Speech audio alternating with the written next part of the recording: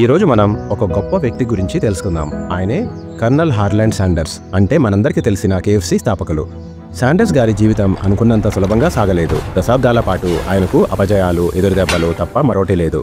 Steam ship పైలట్గా, railway ఫైర్మెన్గా ఇలా లెక్కలేనన్ని పనులు చేశారు. కానీ ఎక్కడా విజయం దక్కలేదు. ఒక చిన్న రోడ్డు పక్కన ఉన్న మూటల్లో ఆయన తన ఫ్రైడ్ చికెన్ను అమ్మడం మొదలుపెట్టారు. అంతా బాగుందనుకునేలోపు కొత్త హైవే వచ్చి ఆ దారిలో ట్రాఫిక్ మొత్తం మళ్ళీపోయింది.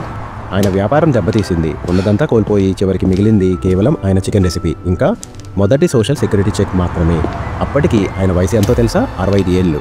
ఎక్కువ మంది ఆ వయసులో రిటైర్ అవుతారు, జీవితాన్ని ప్రశాంతంగా గడపాలనుకుంటారు. కానీ శాండర్స్ అలా అనుకోలేదు. తన దగ్గర ఉన్న ఏకైక ఆస్తి ఆ అద్భుతమైన చికెన్ రెసిపీనే అని నమ్మారు. ఆ పట్టుదలతో తన పాత కారులో దేశమంతా తిరగడం మొదలుపెట్టారు. వెనుక సీట్లోనే పడుకునేవారు. తన రెసిపీని రెస్టారెంట్ యజమానులకు ఇచ్చి దాన్ని ఒక ఫ్రాంచైజ్గా మార్చడానికి ప్రయత్నించారు. ఆయన కథలో అసలైన కష్టం ఇక్కడే మొదలైంది.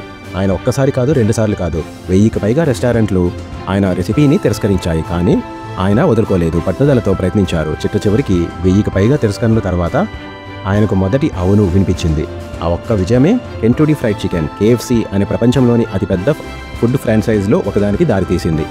కర్నల్ శాండర్స్ జీవితం మనకు ఒక అద్భుతమైన పాఠాన్ని నేర్పుతుంది. మళ్ళీ మొదలు పెట్టడానికి ఎప్పుడూ ఆలస్యం కాదు. పట్టుదల ఉంటే ఎన్ని తిరస్కరణలు వచ్చినా వాటిని అధిగమించవచ్చు. ఆయన 65 ఏళ్ల వయసులో ప్రారంభించి ప్రపంచాన్ని గెలిచారు.